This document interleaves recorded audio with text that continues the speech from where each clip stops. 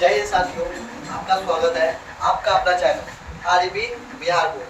ठीक है, जैसा कि आपको पता है हम एक चैप्टर हिस्ट्री का एक चैप्टर लेकर आए हुए हैं जिसका नाम है भारत में राष्ट्रवाद। इसमें बहुत हद तक हम बता चुके हैं। ठीक है, बहुत हद तक इसमें हम बता चुके हैं।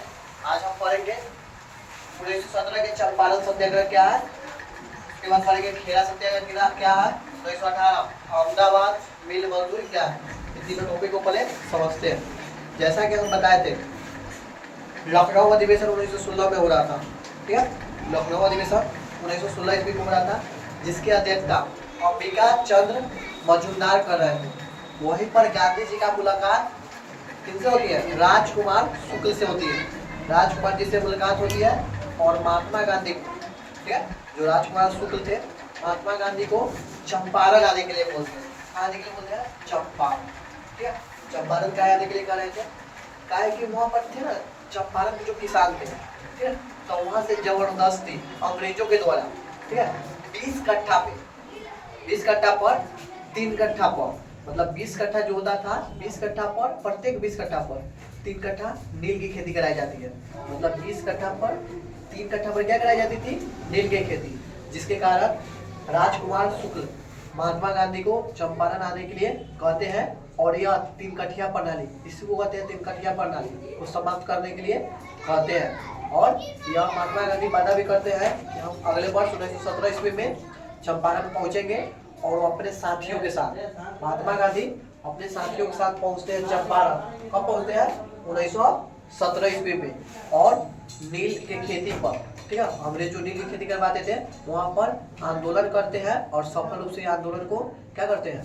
सफल रूप से आंदोलन को पूरा करते हैं और 3 कठिया प्रणाली को क्या करते हैं? समाप्त करा देते हैं। और महात्मा गांधी, और महात्मा गांधी अकेले नहीं गए थे, इनके साथ अपने साथियों के साथ गए थे, जैसे में डॉक्टर राजेंद्र प्रसाद, अनुग्रह नारायण सिन्हा। ठीक है, अब 2 नाम याद रखिएगा, पूछेगा महात्मा गांधी जब चंपारण गए थे तो वो अपने किन साथियों के साथ गए थे? राजेंद्र प्रसाद और अनुग्रह नारायण सिन्हा के साथ। चंपारण सत्याग्रह कब हुआ था? 1917 ईस्वी में।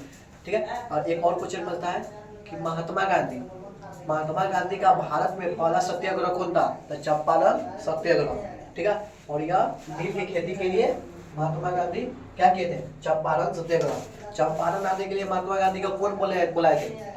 राजकुमार शुक्ल। ठीक है, यही था आपका क्या? चंपारण सत्याग्रह, जो नील के खेती के विरोध था। ठीक है, उसके बाद देखिए खेड़ा सत्याग्रह। खेड़ा गुजरात के एक जगह है खेड़ा। ठीक है, खेड़ा जगह था और यह भी किसान से रिलेटेड था। ठीक है, जो किसान थे ना तो भूमि पर टैक्स देते थे। किसको? अंग्रेज को क्या देते थे? टैक्स देते थे। ठीक है, और यहाँ पर क्या हो गया था कि इस वर्ष 1918 ईस्वी में फसल अच्छी नहीं हुई थी। खेड़ा में फसल क्या हुई थी? अच्छी नहीं हुई थी, जिस कारण और फसल तो अच्छी नहीं हुई थी, साथ ही साथ अंग्रेज सब क्या किया था? टैक्स बढ़ा दिया था। क्या बढ़ा दिया था? टैक्स। जिस कारण यहाँ के किसान सब महात्मा गांधी को बुलाते हैं और सफल रूप से क्या करवाते हैं? आंदोलन और टैक्स को कम करवाते हैं। यही था हमारा क्या था? खेड़ा सत्याग्रह। पूछेगा खेड़ा सत्याग्रह कब हुआ था? 1918 ईस्वी में। ठीक है, इसमें क्या हुआ था?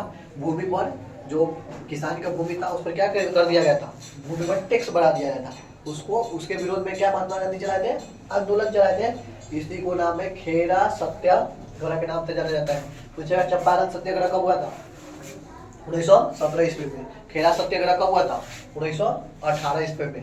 ठीक है, उसके बाद देखिए अहमदाबाद मिल मजदूर 1918 ईस्वी में हुआ था।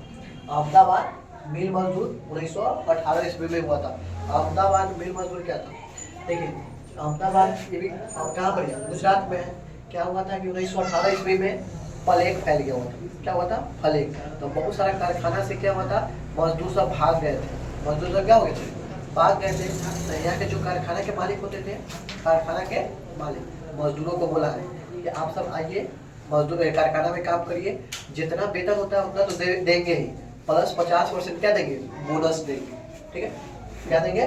बोनस। घर भर के आदमी तो कहाँ चला गया? कारखाना में काम किया। जब बोनस देने के बारी आया, कारखाना के मालिक कहता है कैसा बोनस?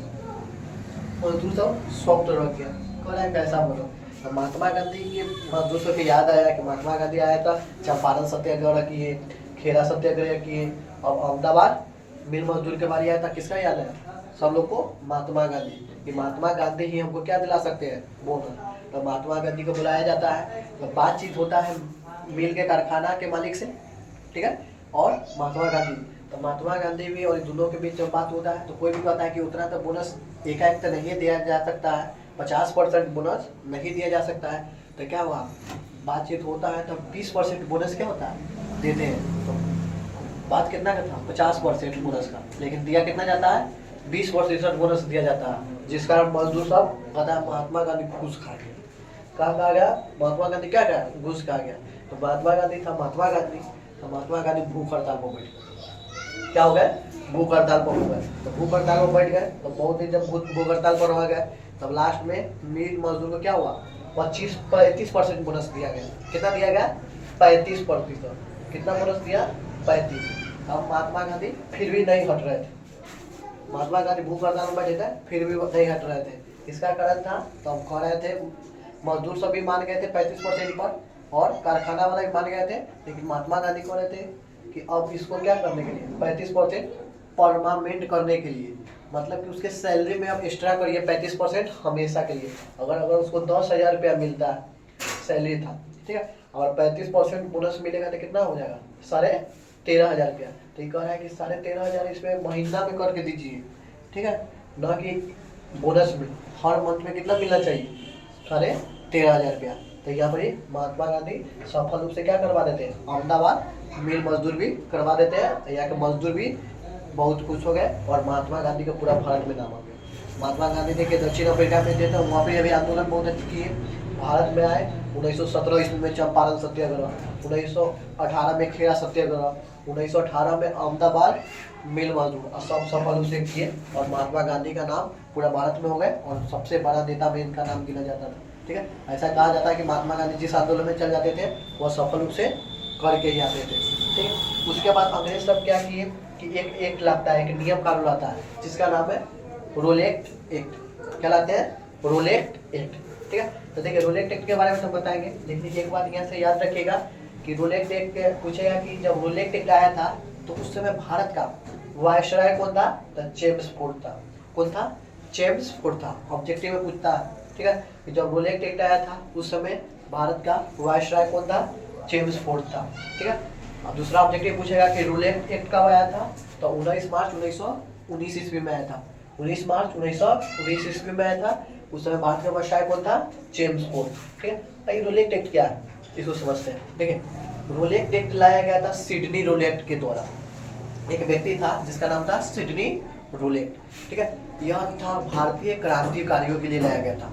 ये कहा गया कि जब कोई भी भारतीय क्रांतिकारी अगर क्रांति कर रहा है तो उसको देखेगा, अगर उसको संदेश हो रहा है कि अगर वो कुछ गड़बड़ करने वाला है तो उसको पहले ही गिरफ्तार कर लिया जाएगा, ठीक है। संदेश के आधार पर मतलब कि संदेह होगा और उसको क्या कर लिया जाएगा?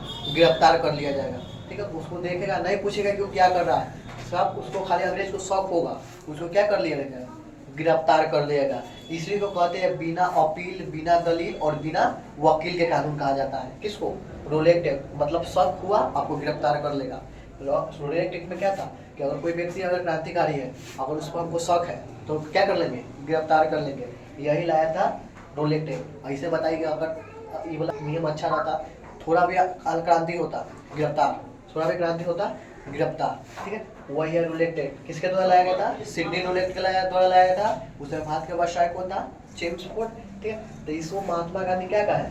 काला कानून का है। महात्मा गांधी क्या कहा है? काला कानून का है। किसको? रोलेक्ट एक्ट को महात्मा गांधी क्या कहा है? काला कानून। एक बात और याद रखिएगा, पूछेगा कि बिना अपील, बिना दलील और बिना वकील का कानून किसे कहा जाता है? रोलेक्ट एक्ट को कहा जाता है। किसे कहा जाता है? रोलेक्ट एक्ट को। इसका डेट भी याद रखिएगा, 19 मार्च 1919। शक के आधार पर इसमें क्या किया जाता है? गिरफ्तार कर लिया जाता है। फिर से रोलेक्ट एक्ट बता रहा है, ठीक है। रोलेक्ट एक्ट था, शक के आधार पर किसी को भी गिरफ्तार कर लिया जाता था। वही था क्या था? रोलेक्ट एक्ट, ठीक है। रोलेक्ट एक्ट शक के आधार पर गिरफ्तार कर लिया जाता था। इसे बिना दलील, बिना अपील और बिना दलील, अपील और वकील का कानून कहा जाता है, ठीक है। उसी ने महात्मा गांधी इसका क्या कहा? विरोध कहा कि नहीं काला कानून। क्या कहा है? काला कानून है। कौन कहा? गांधी जी ने कहा। जिस कारण महात्मा गांधी कह रहे हैं कि अगर इस कानून को महात्मा गांधी 6 अप्रैल को कहते हैं, और ये कानून 6 अप्रैल 1919 ईस्वी में, अगर रोलेट एक्ट नहीं हट रहा, रोलेट एक्ट को नहीं हटाया जाएगा तो 8 अप्रैल को क्या करेंगे हम, आंदोलन करेंगे। 6 अप्रैल को कहते हैं, 8 अप्रैल को महात्मा गांधी को क्या कर दिया, गिरफ्तार कर लिया। 8 अप्रैल को महात्मा गांधी क्या कर लिए, गिरफ्तार कर लिया गया, ठीक है। जिसके कारण पूरा भारत में क्या होगा, इसका विरोध करने लगा, ठीक है। भारत में पूरा इसका क्या हो गया, विरोध हो गया। महात्मा गांधी को गिरफ्तार कर लिए, कब किए, 8 अप्रैल 1919 ईस्वी में। पूछेगा रोलेट एक्ट के द्वारा महात्मा गांधी को गिरफ्तार कब कर लिया गया, 8 अप्रैल 1919 ईस्वी में। महात्मा गांधी ने रोलेट एक्ट को क्या कहा था, काला कानून कहा था। ऑब्जेक्टिव में पूछेगा महात्मा गांधी ने रोलेट एक्ट को क्या कहा था, काला कानून कहा था, ठीक है। ये हो गया रोलेट एक्ट के बारे में, ठीक है। उसके बाद में यहाँ पर जलियांवाला बाग हत्याकांड। जलियांवाला बाग हत्याकांड क्या है, इसी से रिलेटेड क्या है, जलियांवाला बाग हत्याकांड कब हुआ था, 13 अप्रैल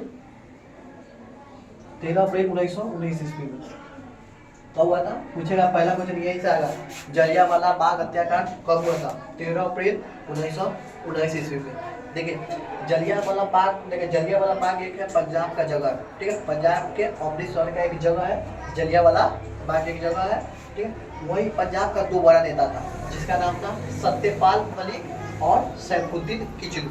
कौन था, सत्यपाल मलिक, सैफुद्दीन किचलू, 2 बड़े नेता थे, ठीक है। जब महात्मा गांधी गिरफ्तार हो गए थे तो रोलेट एक्ट के विरोध में क्या किए थे, प्रदर्शन कर रहे थे, जिसके कारण इन दोनों को भी क्या कर लिए, गिरफ्तार कर लिए। किनको, सत्यपाल मलिक और सैफुद्दीन किचलू को, दोनों को कब गिरफ्तार कर लिए, 10 अप्रैल